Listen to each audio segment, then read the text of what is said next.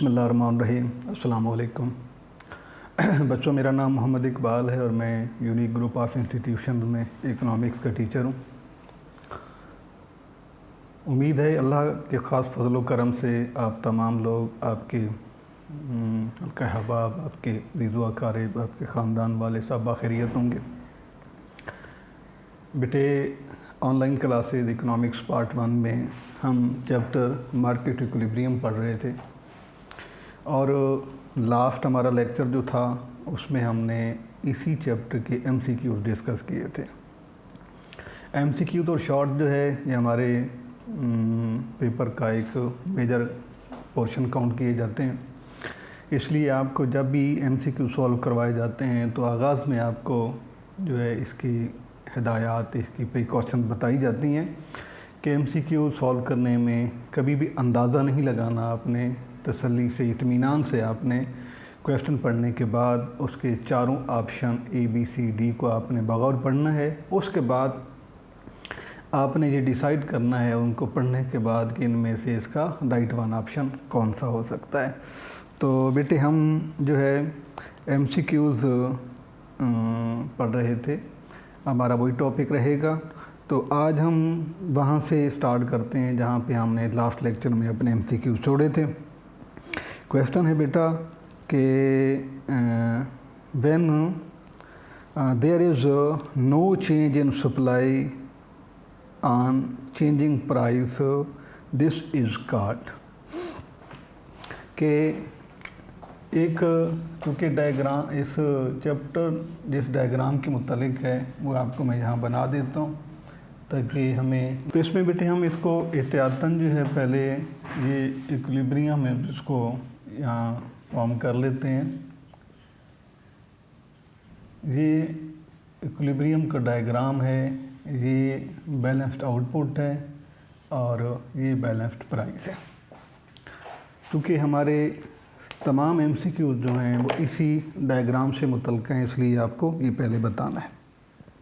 Question बेटे कि when there is no change in supply on changing price, price के बढ़ने से सप्लाई में कोई चेंज ना आए तो उसे क्या कहा जाता है। यानी कि ये क्वेश्चन जो है आपको यहाँ से है कि अगर हम प्राइस में चेंज के बाद अगर सप्लाई में कोई चेंज ना आए, ठीक है, यानी if there is a change in price but there is no change quantity of supply, तो this type of supply is known as, यानी इसे क्या कहा जाएगा।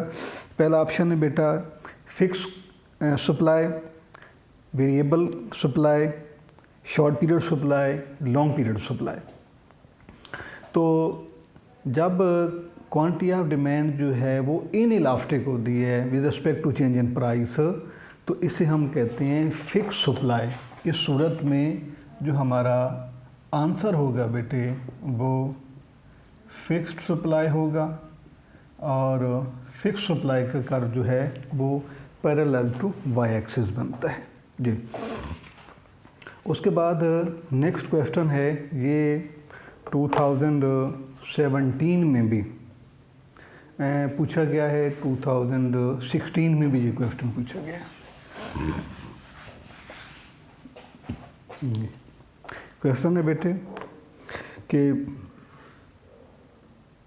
Supply and demand curve move,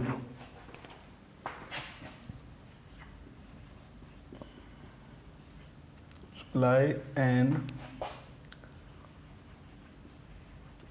demand curve move, कैसे हरकत करते हैं, ये फ्लो। कोई उर्दू में बेटे ये है कि तलब व रसद के खतूत हरकत करते हैं।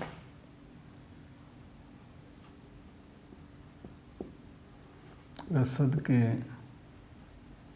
खतूत हरकत करते हैं।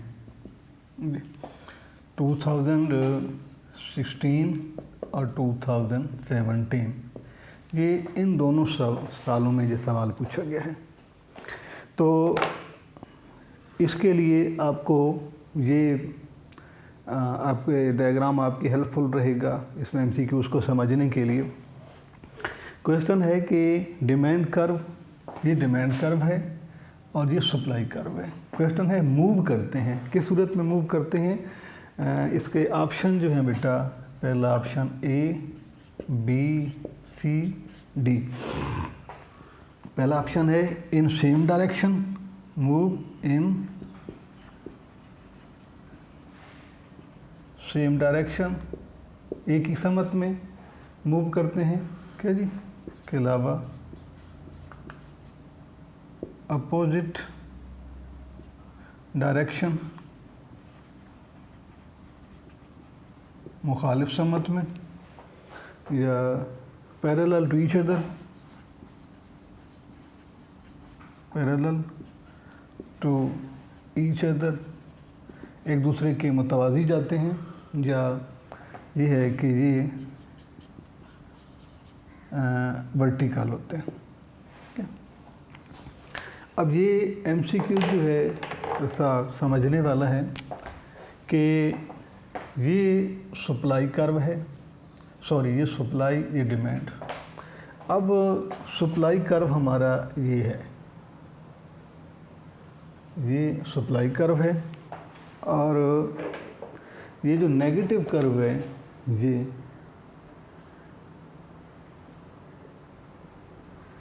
ये डिमांड कर्व है, ठीक है। अब इनको हम अगर ऑब्ज़र्व करें, इसकी स्लोप है नेगेटिव, इसकी स्लोप है पॉजिटिव, यानी दोनों की डायरेक्शन ही डिफरेंट है, अपोजिट है, ठीक है।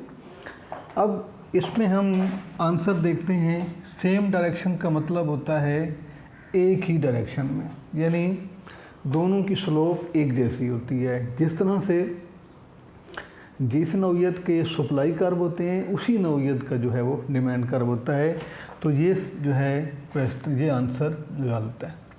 अपोजिट डायरेक्शन यानी कि मुखालिफ समत में मूव करते हैं, अगर एक बढ़ती है दूसरा कम होती है, तो ये क्वेश्चन जो है ये हमारा ठीक है, ठीक है। उसके बाद है parallel to each other. Parallel to each other का मतलब ये होता है कि एक जैसे होना, एक जैसे होना, ठीक है, सेम डिस्टेंस पे, सेम नेचर के, सेम स्लोप के बाद वर्टिकल।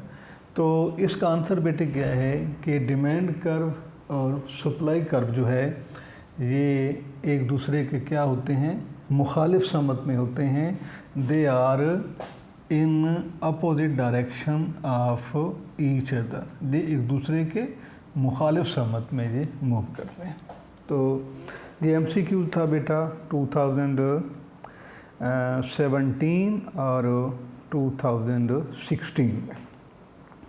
इसके बाद एक और क्वेश्चन जो है ये 2017 के पास पेपर से है कि supply of perishable goods is.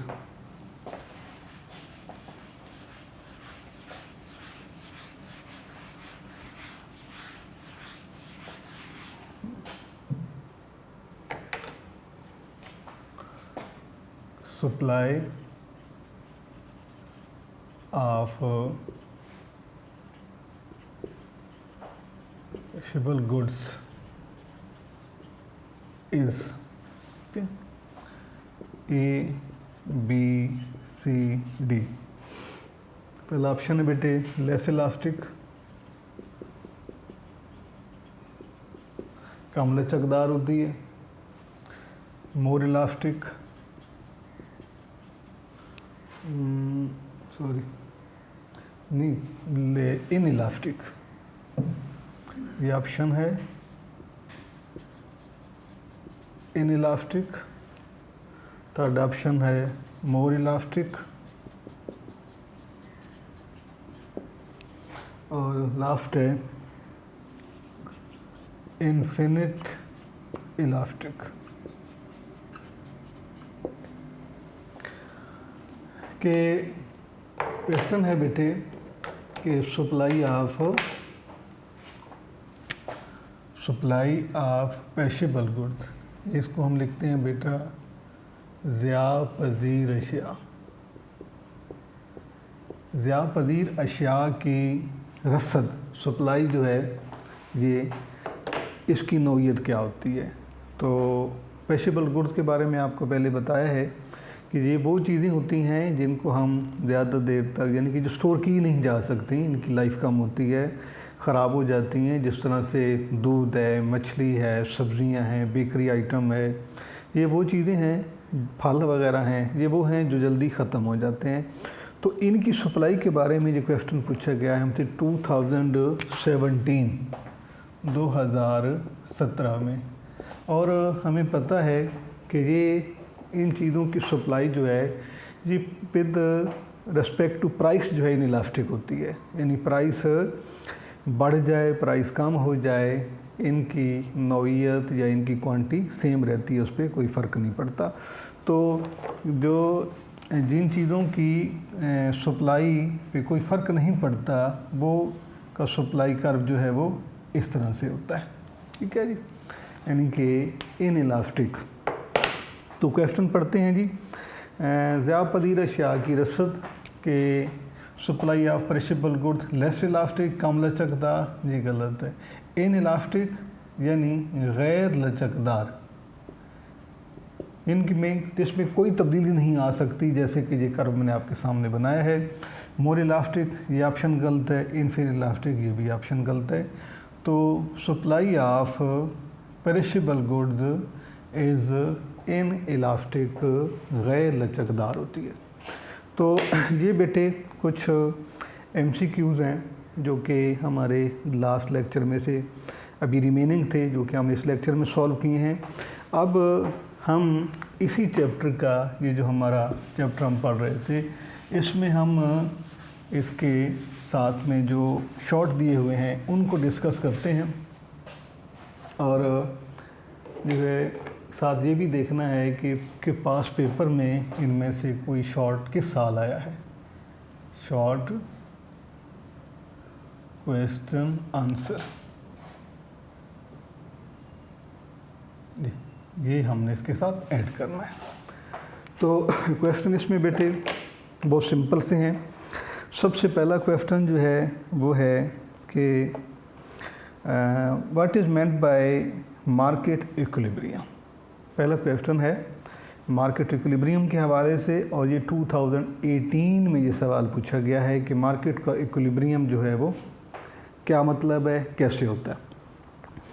बेटे ये जो आपके सामने मैंने ये बनाया है डायग्राम, ये मार्केट के इक्विलिब्रियम को शो करता है। इसका मतलब ये है कि जिस पॉइंट पर QD और QS इक्वल होते हैं वो मार्केट इक्विलिब्रियम पॉइंट कहलाता है। लेकिन क्वेश्चन हमसे ये है कि define market equilibrium is the situation when the two components are two forces of market, demand supply are equal, कि जब दोनों मुआशी क़ुव्वतें तलब और रसद जिस नुक्ता पर या जब बराबर हो जाती हैं तो वो स्टेटस जो है वो मार्केट इक्विलिब्रियम कहलाता है। उर्दू में आप लिखना चाहें तो उर्दू में भी आप इस तरह लिख सकते हैं कि मंडी के तवाज़ुन से मुराद ऐसी सूरत हाल होती है जब तलब और रसद आपस में बराबर हो जाएं और उनकी मदद से पाई जाने वाली मुतवाज़िन कीमत और मुतवाज़िन मिक़दार ज़ाहिर की जाती है। उसके बाद क्वेश्चन है बेटा, ये 7 क्वेश्चन बेटा मैं आपको लिख भी देता हूँ, जो है question number 1, define market equilibrium.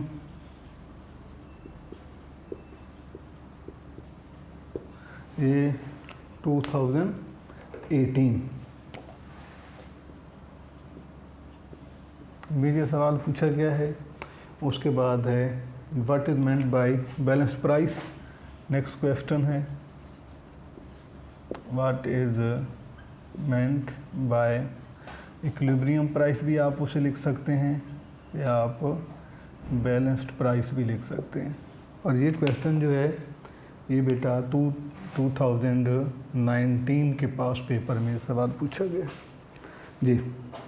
और इसके साथ नेक्स्ट जो है वो 2017 में पूछा गया सवाल। पहले हम इनकी बात करते हैं कि ये जो है मार्केट इक्विलिब्रियम मैंने आपको बता दिया है कि the situation when supply and demand are equal, this situation is known as market equilibrium. Question next है बेटे, what is meant by balanced price, कि तवाज़ुनी कीमत क्या होती है। यानी कि वो कीमत जो मार्केट डिमांड के इक्विलिब्रियम से डिफ़ाइन होती है वो कहलाती है बैलेंस्ड प्राइस। और इसके साथ अगर दूसरा क्वेश्चन जो है वो आप ये जो है ये दो सवाल जहाँ से बनते हैं और ये दोनों आपके इसमें नोट्स में मौजूद हैं कि बेटे, और दोनों को हम एक ही वक्त में पढ़ते हैं ताकि हमें जो है वो याद करने में आसानी हो। ये है मार्केट का इक्विलिब्रियम। अब ये इक्विलिब्रियम कैसे आता है, ये डिमांड और सप्लाई के बराबर होने से होता है। तो जिस पॉइंट पर डिमांड सप्लाई बराबर होती हैं उस पर जो प्राइस डिटरमिन्ड होती है वो बैलेंस प्राइस है, और उस वक्त जो क्वांटिटी डिफाइन होती है वो बैलेंस्ड क्वांटिटी है, या इक्विलिब्रियम क्वांटिटी भी हम उसे कहते हैं। तो आप दोनों की डेफिनेशन एक वक्त में बता सकते हैं कि ये सवाल तो बैलेंस प्राइस का तो पूछा है, the price that is determined by the equilibrium of से डिमांड एंड सप्लाई, ऐसी कीमत जो तलब और रसद के बाहमी मुतवाज़न होने से या बराबर होने से तय पाती है, उसे तवाज़नी कीमत कहा जाता है। ये तो क्वेश्चन आप दूसरा है। अब यहाँ पर क्वेश्चन बाद में आपको दिया गया है इक्विलिब्रियम क्वांटिटी के हवाले से कि इक्विलिब्रियम QD QS की इक्विलिब्रियम से जो प्राइस डिटरमिन्ड हो रही है वो बैलेंस्ड प्राइस है, और जो क्वांटिटी डिटरमिन्ड हो रही है वो बैलेंस्ड क्वांटिटी है। यानी कि दोनों सवाल आप जो है एक ही के इक्विलिब्रियम, उस स्टेटस को इक्विलिब्रियम कहते हैं जो आपके सामने लिखा हुआ है। इस स्टेटस को जहाँ पर QD QS की इक्वल है ये इक्विलिब्रियम कहलाता है। उस QD QS के इक्वल होने से जो प्राइस डिटरमिन्ड हो रही है वो बैलेंस्ड प्राइस है, और जो क्वांटिटी डिफाइन हो रही है वो बैलेंस्ड क्वांटिटी है। लिहाजा तीन सवाल जो है आपने एक ही वक्त में जो है अपने याद करने। इसके सवाल में अलावा बेटा एक सवाल आपसे पूछा जा सकता है, वो नोट्स में भी अभी जो है वो उसमें डायग्राम की शक्ल में नहीं है, कि आपसे डायग्राम आ जाए कि जी show the market equilibrium in diagram, तो आपने मुख्तसर सा ऐसी फ्री हैंड जो है सप्लाई कर्व बना देना है, डिमांड कर्व बना देना है, और जहाँ पे इंटरसेक्ट करेंगे वहाँ पर आपने उसको ई का पॉइंट नाम दे देना है, नीचे आपने आउटपुट डिक्लेयर कर देनी है और लेफ़्ट पे प्राइस जी।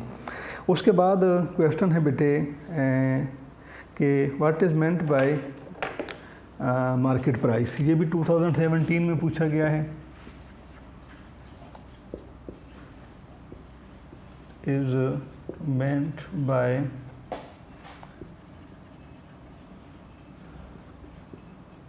market price मीन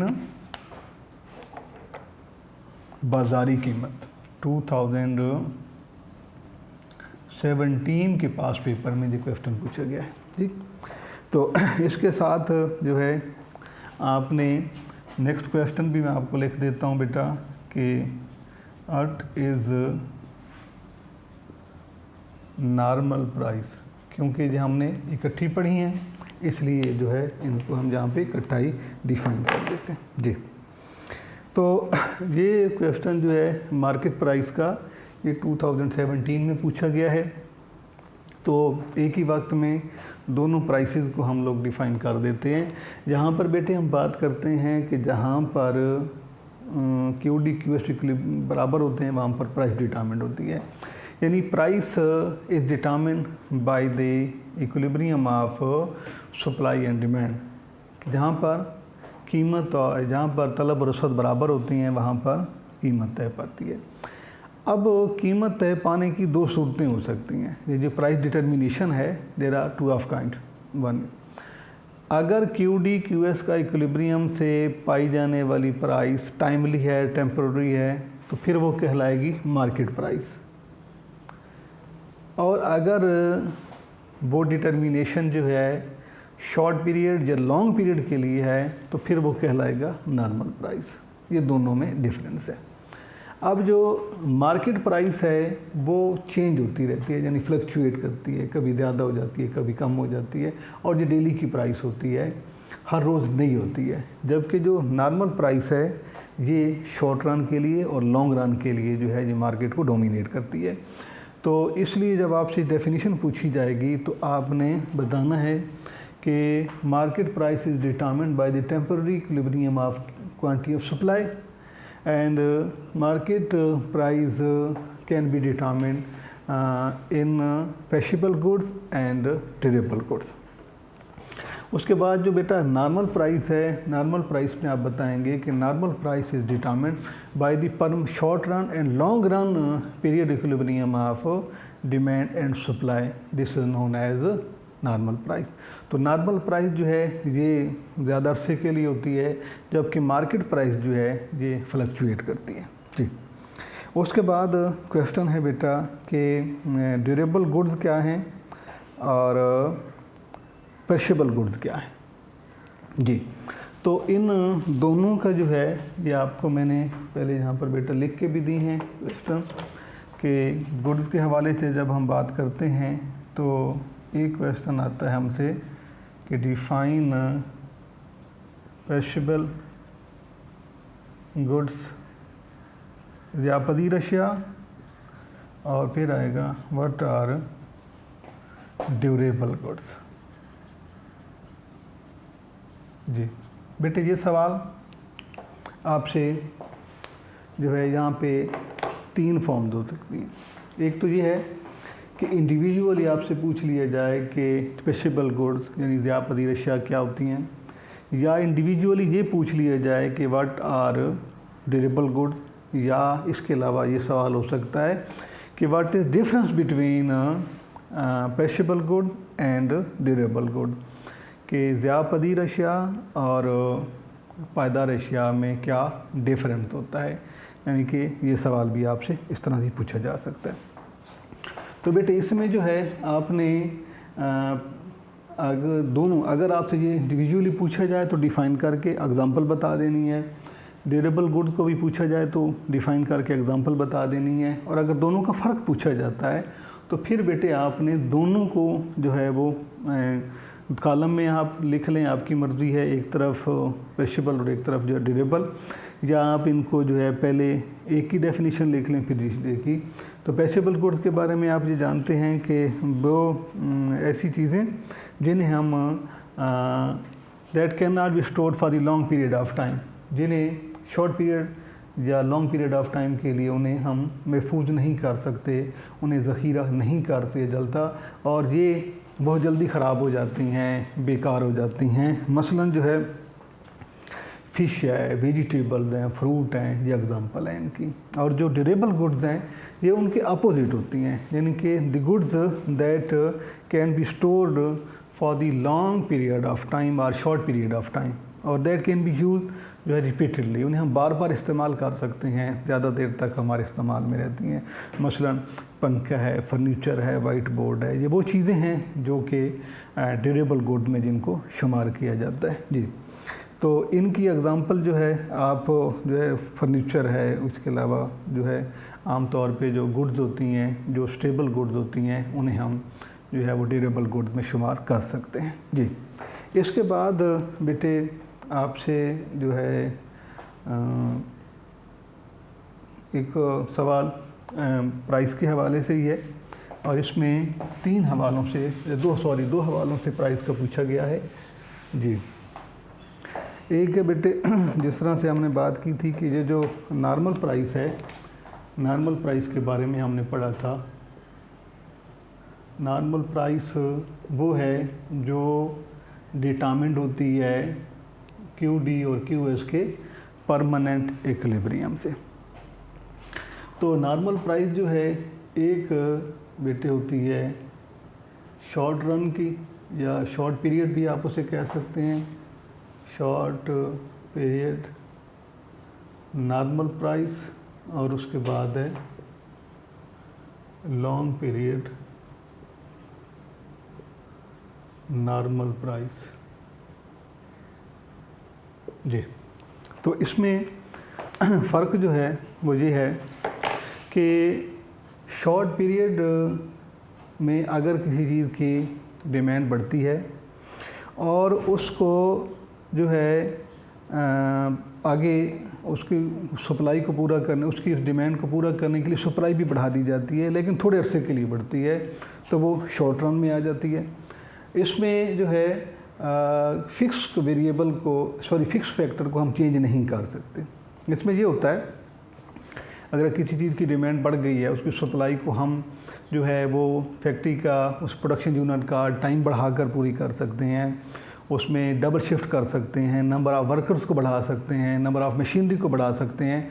तो इसमें एक पॉसिबिलिटी हमारे पास होती है डिमांड अगर इंक्रीज़ कर जाए। और जो लॉन्ग पीरियड सप्लाई है उसमें अगर डिमांड बढ़ती है तो बहुत तवील अरसा होता है उस कंपनसेशन के लिए कि कीमत बढ़ने पर जो है हम तलब के बढ़ने पर, डिमांड के बढ़ने पर जो है उसको पूरा करने की सप्लाई को हम जो है जिस हद तक मर्जी चाहे बढ़ा सकते हैं। और इसमें जो है फिक्स फैक्टर को भी वेरिएबल फैक्टर बना दिया जाता है। इसमें सप्लाई जो है वो फैक्टर चेंज नहीं होते, बल्कि उसकी कुछ थोड़ा सा साइज़ में जो है प्रोडक्शन कैपेसिटी जो उसको बढ़ाकर डिमांड को पूरा किया जाता है, लेकिन जो लॉन्ग पीरियड की होती है उसमें मुकम्मल तौर पर उसे बदला जा सकता है। तो ये बेटे आपके मार्केट इक्विलिब्रियम का चैप्टर हमने मुकम्मल किया है, क्योंकि थ्योरी भी मुकम्मल हो गई, इसके MCQs भी हमने डिस्कस कर लिए और अब शॉर्ट भी डिस्कस कर लिए। इंशाअल्लाह अल्लाह के फजल व करम से हमारा जो अगला चैप्टर है वो फैक्टर द प्रोडक्शन के बारे में होगा इंशाअल्लाह। अल्लाह हाफ़िज़।